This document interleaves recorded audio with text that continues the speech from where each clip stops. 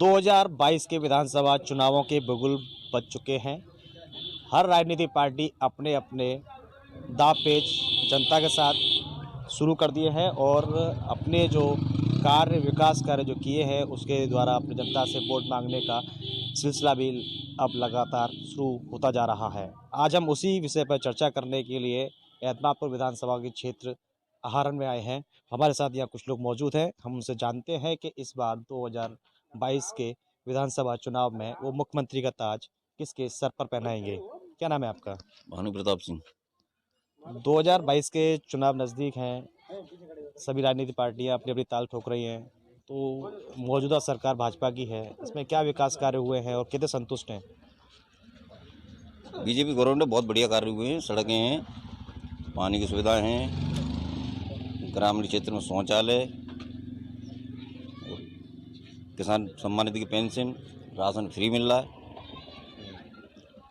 हमारे साथ यहाँ और भी लोग हैं, उनसे भी जान लेते हैं कि क्या क्या इस जो सरकार जो थी भाजपा की सरकार है, मौजूदा सरकार 4.5 साल का समय पूरा हो चुका है और क्या क्या उनको इसमें कितना जो सुविधा मिलनी चाहिए थी वो मिली। क्या नाम है आपका? मोहन। अब दोबारा से विधानसभा चुनाव आने वाले हैं, सभी राजनीतिक पार्टियां निकल चुकी हैं वोट मांगने के लिए। आप एक वोटर हो, तो इस जो सरकार जो अभी वर्तमान में है इससे कितने संतुष्ट हो आप? बढ़िया है, अच्छा काम काज चल रहा है, कोई दिक्कत नहीं है, फिलहाल में सब ठीक ठाक है। इसमें इस सरकार में राशन फ्री दिया गया है, गैस की योजना दी गई है, सड़कें नाली सारी योजना मिली है आपको? हाँ, सब कुछ मिला है, लेकिन आवास वास हमारे यहाँ तो कुछ नहीं मिला है आज तक। और सब राशन वगैरह सब फ्री मिल रहा है, कोई दिक्कत वाली बात नहीं है, सब कुछ ठीक है फिलहाल में। एक भाई और है मेरे साथ में, उनसे भी जान लेते हैं। क्या नाम है आपका? माधव शर्मा। जो इस समय चुनाव है और सरगर्मियाँ तेज होती जा रही हैं, तो किसके सर पे ताज पहनाएंगे इस बार? देखिए, मौजूदा सरकार है वो काफ़ी अच्छा काम कर रहे हैं। हर युवा यही चाहता है कि हमारे गांव में सड़क हो, नालियां अच्छी हों, पानी हो और गरीबों के आवास हो और राशन भी मिल रहा है। तो नालियां और सड़कें वगैरह भी बन रही हैं। लेकिन मैं ये गुजारिश ये करना चाहता हूँ कि जो भी कस्बा बड़ा है उसमें युवाओं के रोज़गार के लिए एक फैक्ट्री स्थापित की जाए, जिससे कि युवाओं को रोज़गार मिले और वो वहीं की वहीं सेट हो जाएं, उन्हें ज़्यादा अपना भागदौड़ ना करनी पड़े। बाकी काम ठीक ठाक हो रहा है सरकार के उसमें, गरीबों को पेंशन भी मिल रही है, किसान निधि योजना भी है, बाकी सभी घरों में पानी भी है। सरकार का मेन योजना यही है कि हर घर जल होना चाहिए। तो जो फिटिंग वगैरह भी चल रही है ना, ये हर गांव में, छोटे गांव हो चाहे बड़ा गांव हो, पानी हर घर पानी पहुंच रहा है और टंकियां वगैरह भी बन रही हैं और सड़कें गलियां ये सब चीज़ें हो रही हैं। तो आपने केवल ये फैक्ट्री वाली बात क्यों की? रोजगार नहीं चाहिए? देखिए, रोज़गार तभी मिलेगा कि कोई यहाँ गांव कस्बों में आके जो सिटी में फैक्ट्री खोल रहे हैं वो गांव में अपना इन्वेस्टमेंट करें और फैक्ट्रियां हैं जो भी हैं, जूते की फैक्ट्री है या बिस्किट की फैक्ट्री है या और भी प्लास्टिक की फैक्ट्री है, वो यहाँ पर स्थापित करें, जिससे कि लोगों को रोज़गार मिले। नौकरियां करते हैं लोग, बाहर जाते हैं तो वो उससे संतुष्ट नहीं हैं। गांव वाले, घर वाले, बुजुर्ग हैं, उनके माता पिता तो नहीं आ पाते हैं, तो इसलिए उनको एक मैं ये चाह रहा हूँ कि बड़ा कस्बा जो हो उसमें उनको रोज़गार दिया जाए और फैक्ट्रियाँ बनाई जाएं। तमाम लोग पढ़ाई करते हैं, उच्च शिक्षा लेते हैं और वो तैयारियां करते हैं कि कोई अच्छी नौकरी मिले, लेकिन आपका बिल्कुल बिहेवियर ये है कि नौकरी नहीं मिलनी चाहिए, रोजगार मिलना चाहिए। क्या आप कितने पढ़े लिखे हैं? मैं देखिए इंजीनियर हूँ, मैंने दयालबाग से पॉलिटेक्निक किया हुआ है। तो मैं तो आपने जब पॉलिटिक्स किया तो किस उद्देश्य से किया था? जी, मैंने बिजनेस के उद्देश्य से किया था कि मैं अपना एक बिजनेस खोलूं और एंटरप्रेन्योरशिप को मैं बढ़ावा देना चाहता हूं।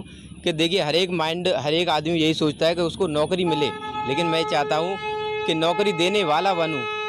नौकरी हर एक कोई ये चाहता है कि पढ़े लिखे नौकरी मिले और अच्छा सेट हो जाऊं, लेकिन मेरा ये मानना है कि अच्छा बिजनेसमैन बनो, लोगों को नौकरी दो और एक एंटरप्रेन्योरशिप जिसको बोलते हैं हम, वो चीज़ लाएं, अपना आइडिया निकालें और उसमें अपना इन्वेस्टमेंट करें और लोगों को रोज़गार। क्या लगता है ये सरकार रोजगार दे पाएगी जो आपने योजना बताई जिस तरीके से? जी बिल्कुल, बिल्कुल चल रहा है, एंटरप्रेन्योरशिप चल रही है और लोग अपने आइडिया को अगर सरकार से शेयर करते हैं तो वो उनको इन्वेस्टमेंट भी देती है और उनको पैसा वगैरह मिलता है जिससे कि रोज अभी जैसे कि हाल ही में अभी एक परीक्षा हुई थी कुछ दिन पहले, इसका पेपर लीक हो गया था।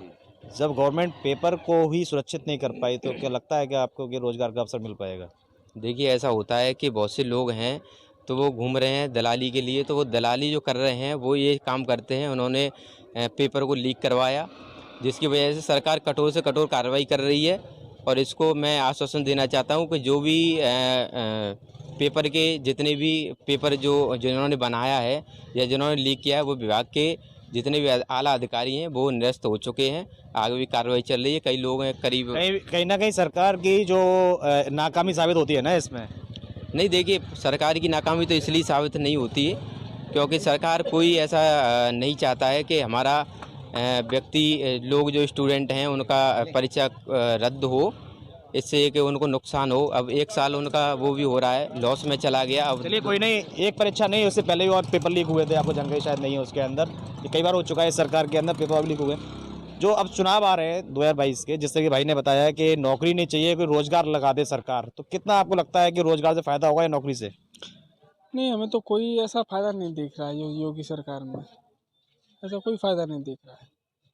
इतने परेशान नजर आ रहे हो आप, तो पता नहीं क्या योगी सरकार का नाम लेते ही क्या क्या मतलब क्या परेशाानी क्या हो गई योगी कोई सरकार से? परेशान नहीं है। मान लो कोई रोजगार बताइए हमें कि कोई रोजगार युवाओं को मिला हो। अरे भाई ने बताया, अभी हमारे साथ खड़े मौजूद है, अभी भाई ने बताया कि जिस तरीके से राशन मिल रहा है, रोजगार मिले या ना मिले, हर एक बड़े कस्बे के अंदर फैक्ट्री लग जाए तो गुजारा हो जाएगा। सड़क है, जल है, नाली है, पानी है, इसकी व्यवस्था हो जाए, और क्या चाहिए? कौन सी सड़क पक्की हुई है वो बता दीजिए हमें, सिवाय वही लिपा पोती हुई है कि इसका नाम चेंज कर दिया, इसका नाम कोई रोड बना हुआ है, वो बता दीजिए हमें। कहाँ गए भाई साहब? भाई साहब कहाँ गए हमारे भाई साहब? भाई साहब ये इनका कहना है कि कौन सी सड़क बन गई, कौन सा विकास कार्य हो गया ये। देखिए अभी जो श्रीमान जी इस जगह पर खड़े हैं वो देख लीजिए कहाँ सड़क बनी है या नहीं। अभी शिलान्यास छोड़िए, नहीं, इसका शिलान्यास बताइए किसने किया था और कब हुआ था? नगला स्वरूप ये तो जुमलेबाज सरकार है, सड़क बनी है ये जुमलेबाज सरकार है। इस सरकार से कोई फायदा नहीं है। आपको कोई सुविधा नहीं मिली, आवास की सुविधा या राशन कार्ड में जो फ्री राशन जो मिल रहा है उसकी योजना का लाभ, कोई लाभ वैसे मिला नहीं है आपको? कोई लाभ नहीं मिला। चलिए हमारे साथ एक भाई और हैं, उनसे भी जान लेते हैं कि क्या इस बार क्या रुझान है और किस तरफ आपका मूड है? केवल जब सरकार में भैंस खुलेवा बंद, चोरी डकैती बंद, आदमी किसान आराम से सोई रहो। ये लूट खसुट हो गया वो बिल्कुल बंद है, दलाली बिल्कुल बंद। अभी हमने कुछ किसानों से ही बात की थी, वो बेचारे बड़े परेशान हैं, बोल रहे थे कि हम रात में टॉर्च लेके निकलते हैं, गाय को देखते हैं, गौशाला है लेकिन गाय नहीं रखते वहाँ, और जो उसका पैसा जो आता है उसका गबन हो जाता है। ये गाय चूड़ी तो हमारी चूड़ी नहीं है, ये सरकार ने तो चूड़ी ना है। तो विधायक या MP को छोड़े को या हम ही लोग छोड़ते हैं, तो हमारी ये बाहर की ना है। उसमें सरकार को वो करना चाहिए ना, नहीं छोड़ने, गायों को छोड़ने वाले लोग भी हम जैसे लोग हैं, लेकिन जो योजना बनाई है कि गायों को गौशाला में रखा जाए, छोड़ने के लिए तो हम जैसे समाज में से कुछ लोग ऐसे हैं जो अपने माता पिता को छोड़ देते हैं, लेकिन उनको वृद्धाश्रम बनाए गए वहाँ रखे जाते हैं। तो इस तरीके से वृद्धाश्रम में भी अगर लोग कहते हैं कि हम इनको नहीं रखेंगे अपने यहाँ पर, तो वो लोग कहाँ जाएंगे? जब गौशाला बनाएंगे तो गाय रहनी चाहिए ना, छोड़ने का मतलब नहीं है कि छोड़े किसने। अब गौशाला आगरा में तो कूले की जब नहीं जानते। नहीं आपके यहाँ विधानसभा यहाँ इसमें ग्राम पंचायत में गौशाला बनी हुई है, 10-12 गाय की कैपेसिटी है, जहाँ में 5 तो छुट्टी डोल लेंगे, एक भी नहीं है उसमें। अब वहाँ में देखू ना तो क्या करना, रखरखाव नहीं है उसमें, रखरखाव नहीं है। क्या कारण है उसमें?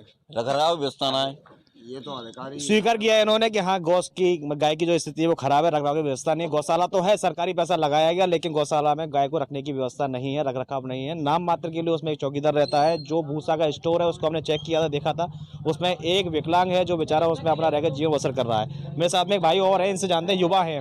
कितने पढ़े लिखे भैया आप? मैं सर BSc करा हुआ हूँ। नौकरी लग गया होगा आपका? नहीं सर, बेरोजगार हूँ अभी फिलहाल तो।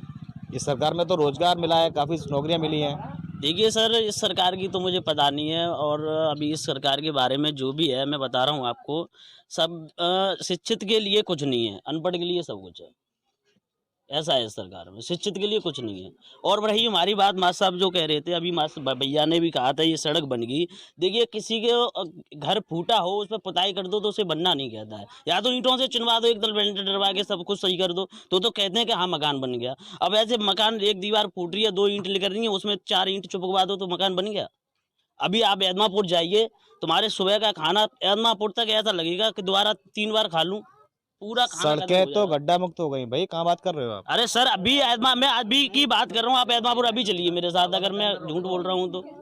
अब टेंडर अब आज उठ गया हो तो पता नहीं है, नहीं मैं कल भी एदमापुर गया था। अभी कितने नहीं जैसे भाई पीछे से बोल रहे हैं टेंडर उठ गया, चुनाव आ रहे हैं, दोबारा टेंडर उठ गया, बन जाएगी सड़क, उसमें क्या दिक्कत है? तो सर मैं आज वो तो मुझे आज उठ गया, तो वो तो मैं कह रहा हूँ ना, आज उठ गया तो पता नहीं है, और नहीं मैं कल भी एदमापुर गया था। अरे बरहन से आवल है ना सर? तैयार है। इनका ये कहना है कि जो अब चुनाव आ रहे हैं, इसको देखते हुए सड़कों को बना दिया गया वोट लेने के लिए। बरहन से आवलगढ़ रूट तैयार है, बन गया।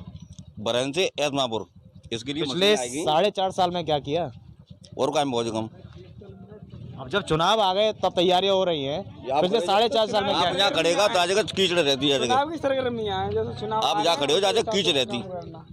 ये भाई का कहना है कि चुनाव की वजह से सड़कें बन रही हैं, चुनाव की वजह से नालियां बन रही हैं, विकास कार्य हो रहा है, बाकी 4.5 साल का हिसाब किताब मांग रहे हैं। अभी हमारे माँ साहब ने कही थी दलाली खत्म हो गई। इस बीजेपी सरकार में कौन सी दलाली नहीं चल रही है बताइए, कहाँ पे दलाली नहीं चल रही है? मुझसे बात करो। हर जगह दलाली है।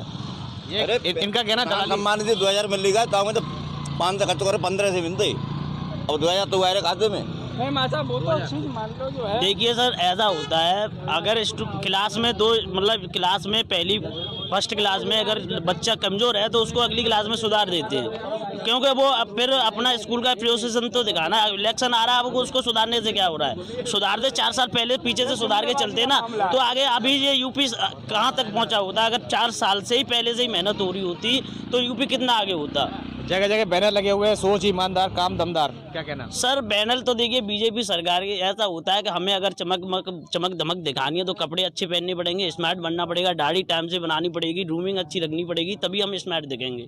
तो सर स्मार्ट बनने को तो सब कुछ आप भी हैं, आप भी तो मीडिया से हो। अगर आप यहाँ पे फटे पुराने कपड़े पहन के आते, हम कह देते अब बहुत हटिए, अरे ऐसे धक्का मार दिए थे। अब आप साफ सुथरे कपड़े खड़े हो तो हम आपको भी बात कर रहे हैं, आप हमसे बात कर रहे हो, तो सर साफ सुथरे बनने के लिए तो दिखावा तो करना पड़ता है ना सर। बिल्कुल साफ है, जिस तरीके से 2022 के विधानसभा चुनाव नज़दीक आते जा रहे हैं उसके हिसाब से यहाँ पर जो अभी रुझान है जनता का वो अभी कोई क्लियर नहीं है, साफ नहीं है। अब देखना होगा कि मतदाता किस करवट